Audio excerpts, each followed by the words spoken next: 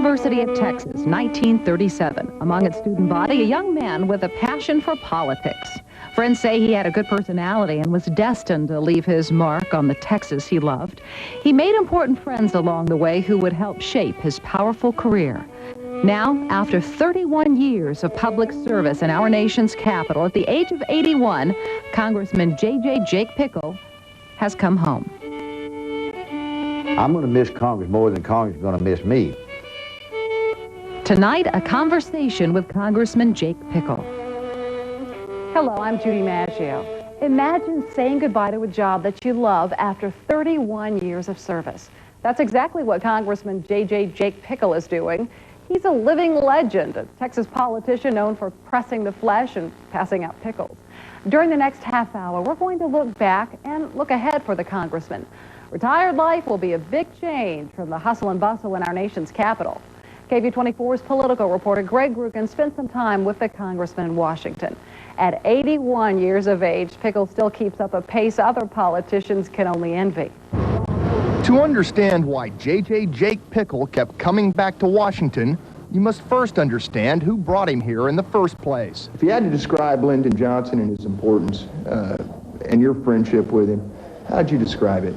He was the best can-do president we've ever had. He always had a deep feeling of doing something for the little man. What I do in a lot of respect is a carryover from what Johnson did, because I was brought up with under the umbrella that you had to get something done. And don't stop, just keep plugging ahead.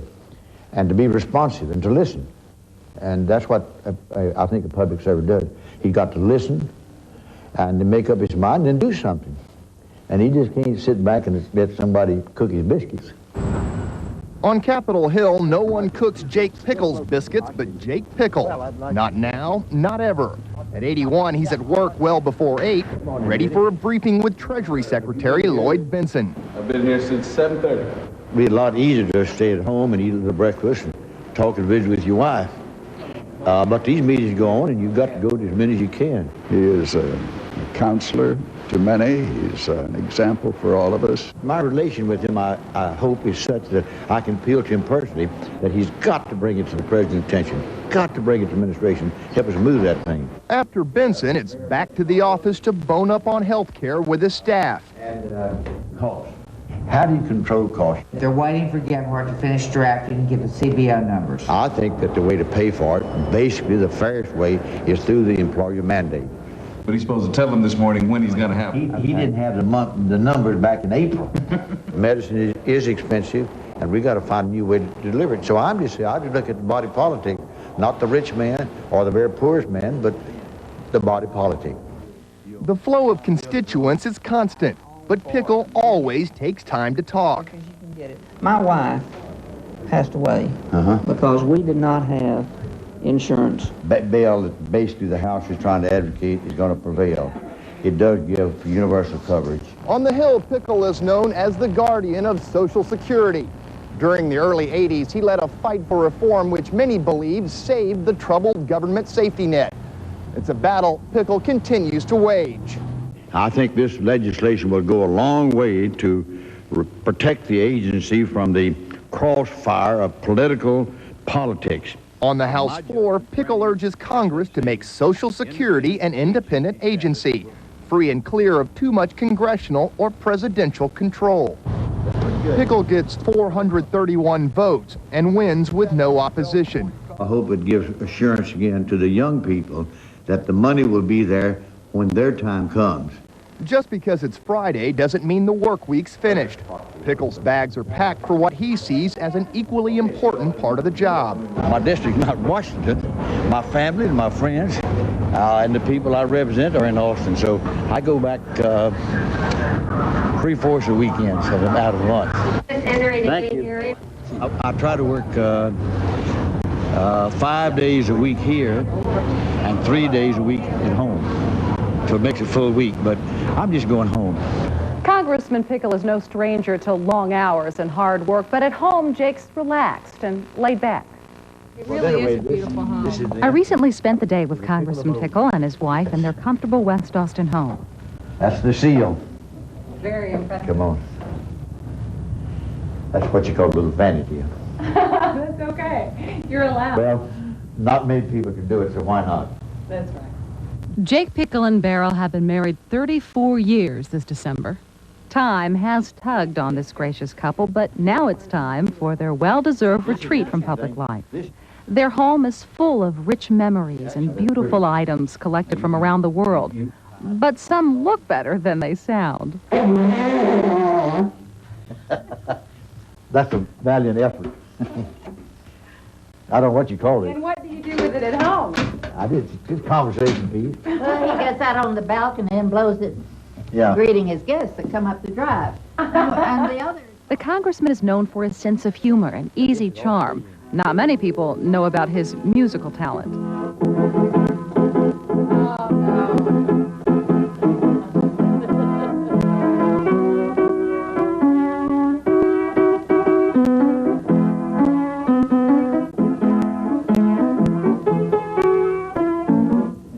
You learned the Aggie war hymn? Yeah. They vote too.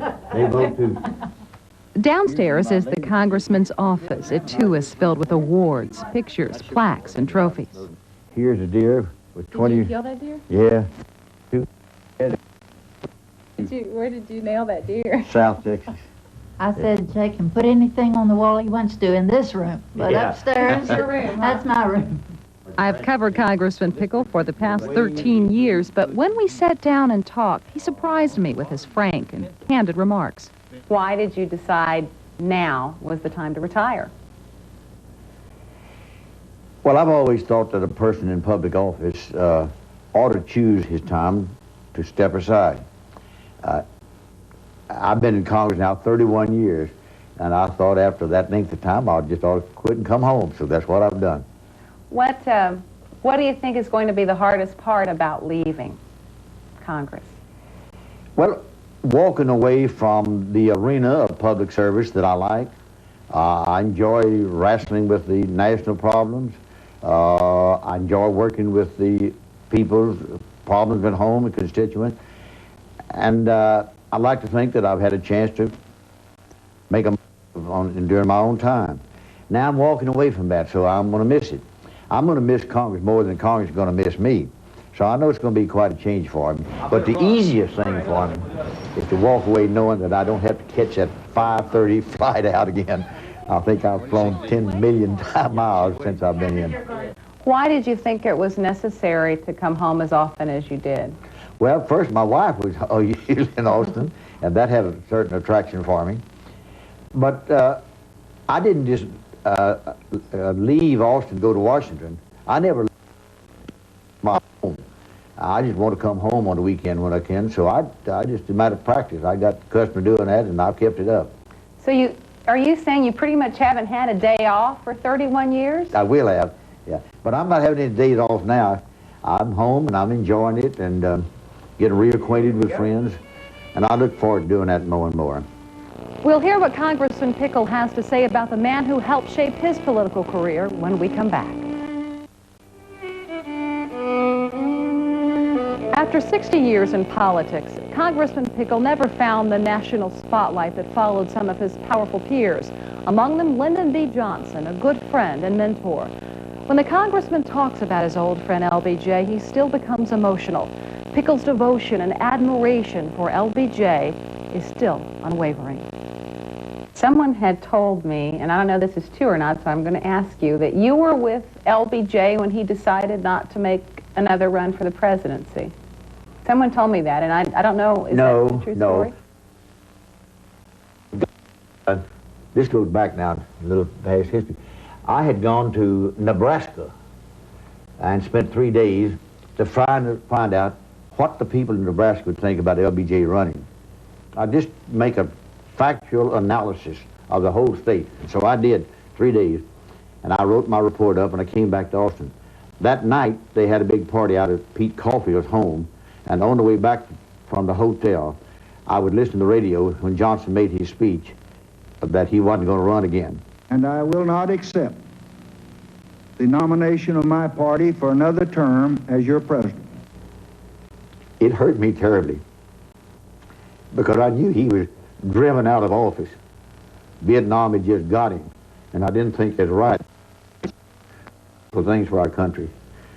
And I think, oh, and I'm doing.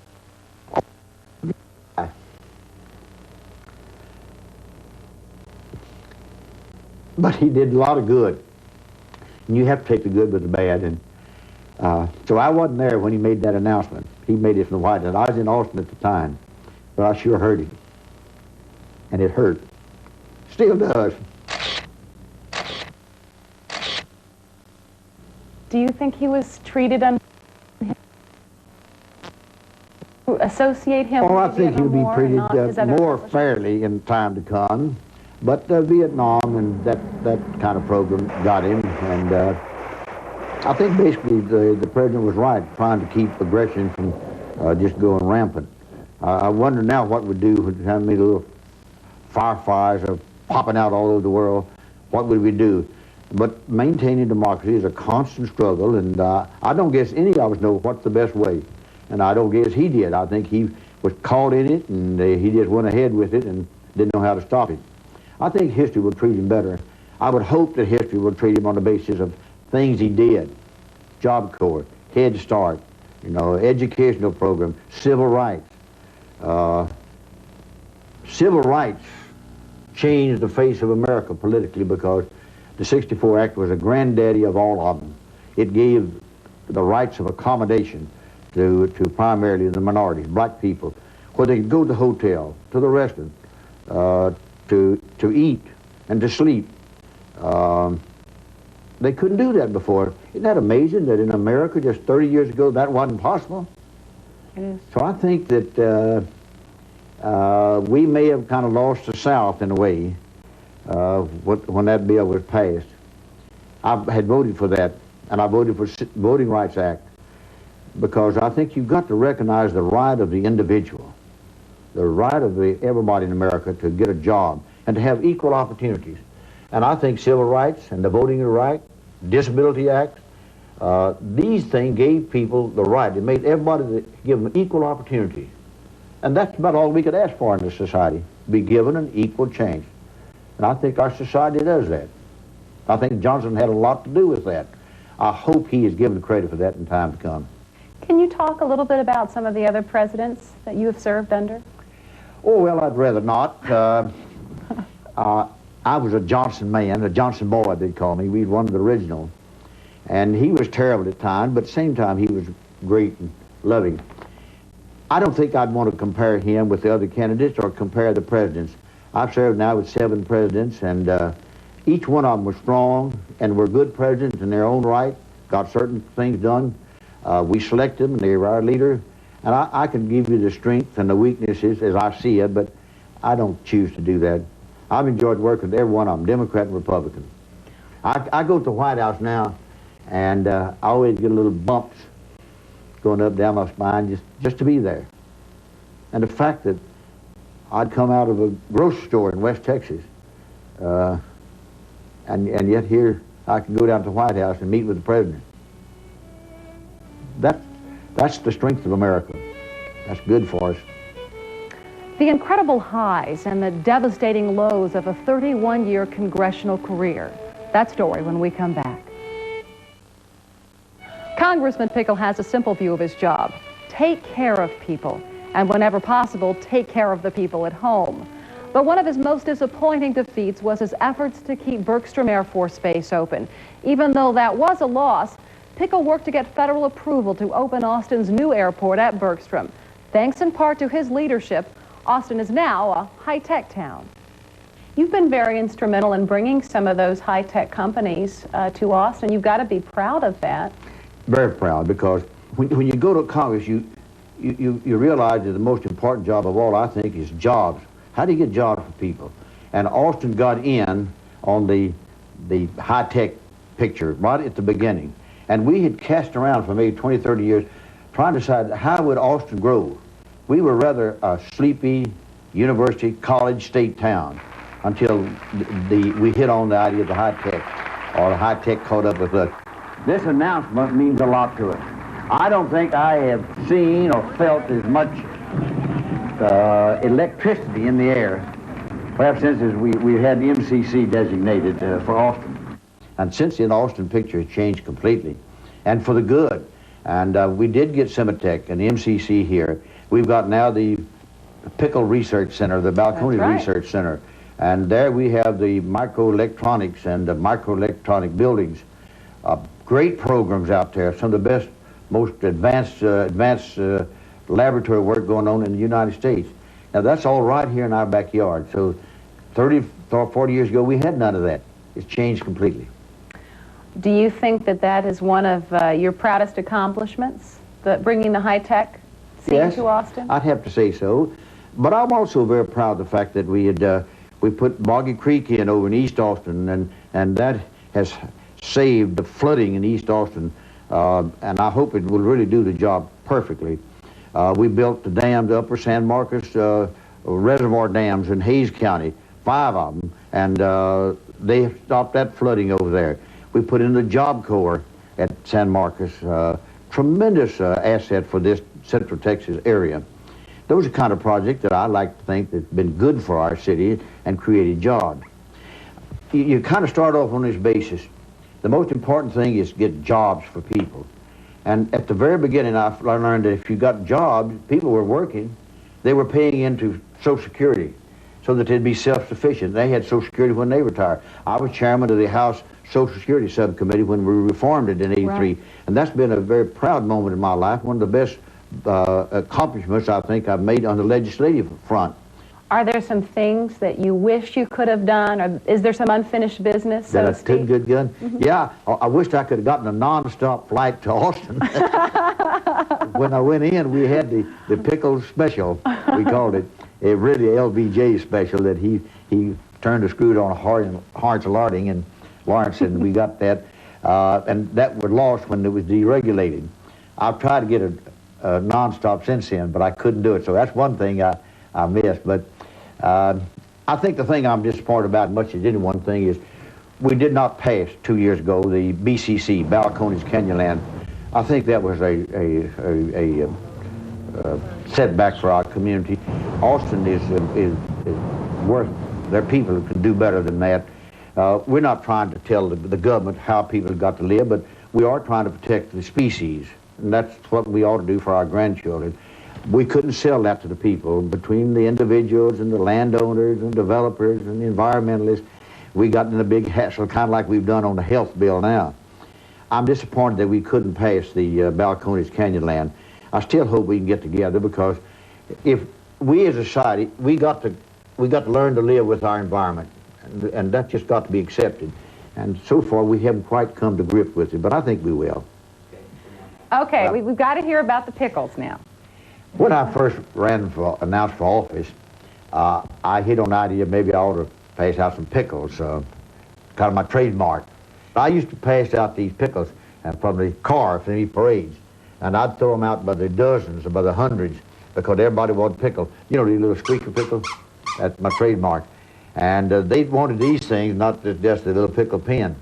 And it was not always easy, because when you throw out a pickle, it doesn't have any weight to it. And when you throw it against the wind, it comes right on back. And that brings the kids right out the street. And some of the cities have gotten to the point where they won't let you throw out pickles or anything from a car because they're afraid it might be a safety factor. And I find that when I don't throw pickles, the people from the audience up down the street gives me the sign. They are very unhappy about it. They say, "Where's my pickle?" And so if I don't give my pickles out, they'll take me to task for it. But it's been a great assist for me, the pickle, so it goes hand in glove with me. And you have some pickles left as you leave office? I got a few left in my office. I always figured I might run again, who knows. Well, that was my final question. What do you plan to do, say, for the next 10, 20, 30 years? I plan to come home and do whatever my wife wants me to do around the house, and to go see my friends that I haven't got to visit with for years, and not ask for money, just come to see, have coffee, visit with them, to take in some show and do a little traveling around here. I have made a pledge with my wife, though, that I'm not going to be heading up this drive or this campaign or this charity, but I've done that now for 31 years in Congress and 20 years before that, and I'm going to try not to do that. I'm just going to try to enjoy being with my family, with my friends. Beryl and I got little plans to enjoy life the next 4 or 5 years, and I hope we can do that. I wish you all the happiness. You're very kind. Thank you. We'll hear from some of the people who know Jake best when we come back. Congressman Pickle has seen 7 presidents come and go. His tenure in Washington is distinguished. When he leaves Washington, one of the last legacies of former President Lyndon Johnson will also leave. Greg Rugen has that story. This is a picture of the President whispering to me about John Conley. When you've been playing the game as long and as well as Jake Pickle, you pick up a pile of memories along the way. Memories of important times and powerful people. Here we are with President Reagan, here with President Clinton, here's Walter Mondale, here again with President Reagan, Gerald Ford, Jimmy Carter, and all around here, I've served with 7 different presidents. This is when we signed the Social Security bill in 1983. It literally saved the Social Security system. An old organ is Pickle's pride and joy, decorated with dozens of autographs. Sam Rayburn and the Hogs. Signatures of top-tier Texas political leaders, past and present. I'm adding new names. Here's Ben Barnes, here's Mark White, here's John Conley. The Ann Richards over there. And Ann Richards is on here. That's Governor Ann Richards, she signed it. I got Lady Bird Johnson has signed it here. The organ and its owner will soon be heading south to Texas, away from the partisan bickering and bad feelings found so often in the Washington of today. It's anger and frustration Pickle learned to avoid long ago. We have to come together when that event has passed or that vote's been taken, because you're going to meet him coming down the road the next week, the next month, the next year. So you try not to get personal in this business. You must avoid that. After 31 years on the Hill, Jake Pickle has become much more than a senior member of the Texas delegation. Colleagues call him a mentor, a trusted advisor, and a shining example of what a congressman should be. There's no one more important, more respected, no one that people have more affection for than Jake Pickle. I guess we could call him Mr. Social Security, and his interest in helping not only his constituency, but all of the older Americans. So he will be missed. He would leave a void very difficult to fill. He's been a great figure to me and a father figure in politics. Oh, he'll be missed extraordinarily because he's kind of a link with the great Texas tradition. Jake always has understood that his district comes first and that Austin comes first. He's become a legend in his own time. When we want to think about good legislation, representation of the people, without bias, without prejudice, that's Jake Pickle. Congressman Jake Pickle saying farewell to one capital city, coming home to another. He may be hanging up his political hat, but he'll be hanging around Austin. We wish the congressman and his wife Beryl the best of luck and happiness in the future.